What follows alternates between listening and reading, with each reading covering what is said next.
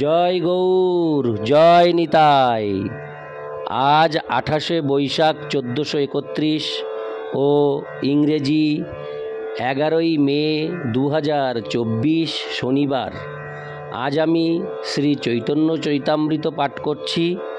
আজ আমি পাঠ করব শ্রী চৈতন্য চরিতামৃতের আদি লীলা চতুর্থ পরিচ্ছেদ, শ্রী চৈতন্যাবতারের মূল প্রয়োজন কথনের শ্লোক 31, 32 ও 33। অডিওর শুরুতে সকল ভক্তিমতী মা ও ভক্তবৃন্দের কাছে আমার একটি আবেদন, আপনারা আমার অডিওগুলি শ্রবণ করার পর একটি করে কমেন্টস করে জানাবেন এবং আপনারা কোথা থেকে দেখছেন দয়া করে একটু আমাকে অবগত করবেন।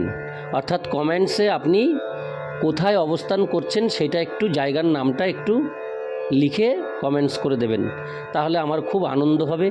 আমি বুঝতে পারবো যে আমার অডিও কত দূর পৌঁছে গেছে, সেটা ভেবেই অনেকটা আনন্দ পাবো। তাই এই আবেদন আপনাদের কাছে।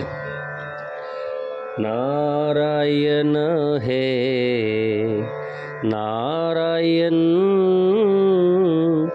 ভব ভয় হরণম নারায়ণ। শ্লোক 31।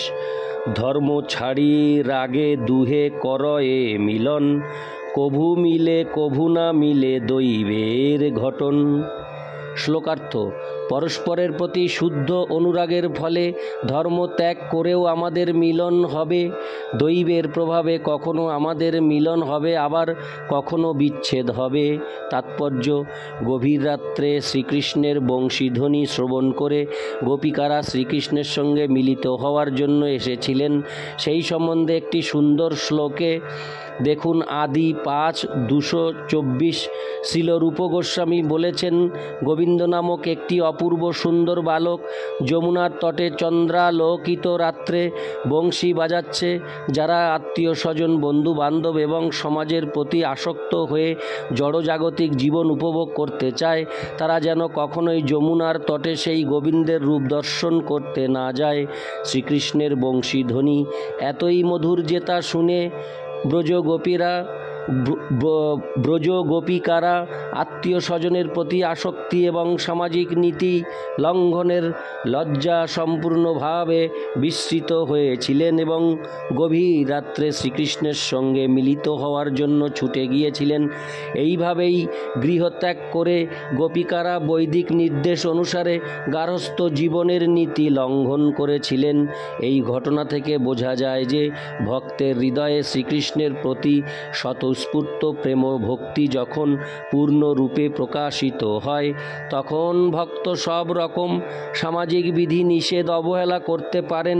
এই জড় জগতে আমরা সকলেই বিভিন্ন উপাধি যুক্ত, কিন্তু শুদ্ধ ভক্তি শুরু হয় তখনই যখন মানুষ এই সমস্ত উপাধি থেকে মুক্ত হয়। কৃষ্ণ প্রেম যখন প্রকাশিত হয় তখন জীব স্বাভাবিকভাবেই সব রকম জড় উপাধি থেকে মুক্ত হয়।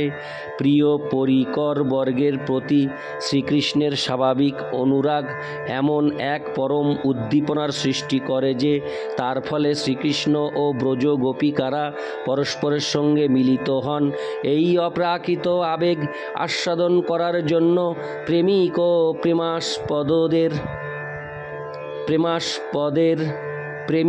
প্রেমাস্পদের মধ্যে বিরহের প্রয়োজন হয়।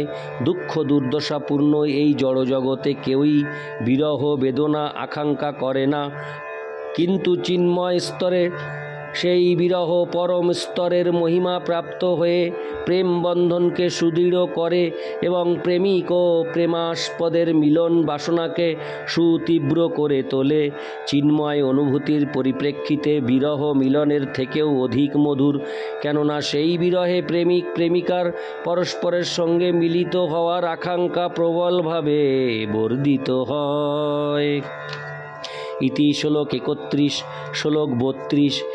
এই সব রস নির্যাস করিব আস্বাদ, এই দ্বারে করিব সব ভক্তেরে প্রসাদ। শ্লোকার্থ: এই সমস্ত রসের নির্যাস আমি নিজে আস্বাদন করব এবং এইভাবেই আমি আমার সমস্ত ভক্তদেরও এই রস নির্যাস আস্বাদন করাবো।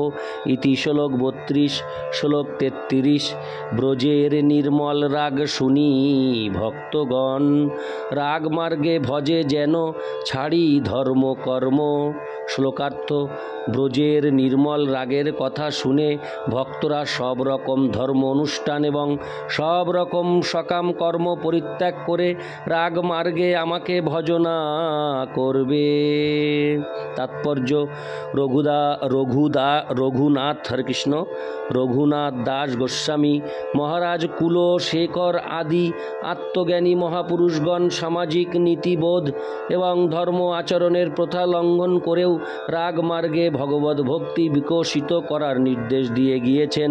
বৃন্দাবনের ষড় গোস্বামীদের অন্যতম শ্রী রঘুনাথ দাস গোস্বামী তার মনোশিক্ষা নামক প্রার্থনায় লিখেছেন যে সর্বান্তকরণে রাধা কৃষ্ণের সেবা করা উচিত।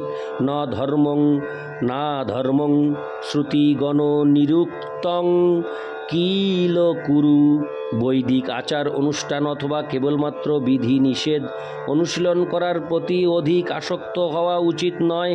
তেমনি মহারাজ কুলশেখর তার মুকুন্দমালা স্তোত্রে লিখেছেন, নাস্তা ধর্মে ন বসু নিচয়ে নৈব কামোপভোগে যদ্ধাব্যং তদ্ভবতু ভগবন পূর্ব কর্মানুরূপম এতৎ প্রার্থং মম বহুমতং জন্ম জন্মান্তরে হপি তৎপদাম্বরূহ যুগগতা নিশ্চলা ভক্তিরস্তু। ধর্ম অনুষ্ঠান করা অথবা সাম্রাজ্য লাভ করার প্রতি আমার কোনো আকর্ষণ নেই। আমি ইন্দ্রিয় সুখ ভোগের অপেক্ষা করি না। আমার পূর্বকর্ম অনুসারে তারা আসুক বা না আসুক তাতে আমার কিছু যায় আসে না। হরে কৃষ্ণ, কিছু যায় আসে না। আমার একমাত্র বাসনা হচ্ছে জন্ম জন্মান্তরে আমি যেন পরমেশ্বর ভগবানের শ্রীপাদপদ্মের প্রতি নিশ্চলা ভক্তি লাভ করতে পারি। ইতি শ্লোক 33। আমি অডিওর পরিশেষে সকল ভক্তিমতী মা ও ভক্তবৃন্দের কাছে আবেদন রাখছি, আপনারা অবশ্যই অমৃত গ্রন্থ চ্যানেলটিকে সাবস্ক্রাইব করবেন এবং এতে করে আমি যখনই অডিও আপলোড করব তখনই সাথে সাথে আপনার মোবাইলের হোম স্ক্রিনে চলে আসবে এবং আপনারা সেটি শ্রবণ করে তৃপ্ত হতে পারবেন। আর আমি প্রতিদিন সন্ধ্যা 7টায় অডিও আপলোড করি। আপনারা কৃপাপূর্বক 7টার সময় প্রতিনিয়ত অডিও পেয়ে যাবেন। আপনারা অবশ্যই আমার এই অডিওগুলি শোনার পর একটি করে কমেন্টস করবেন।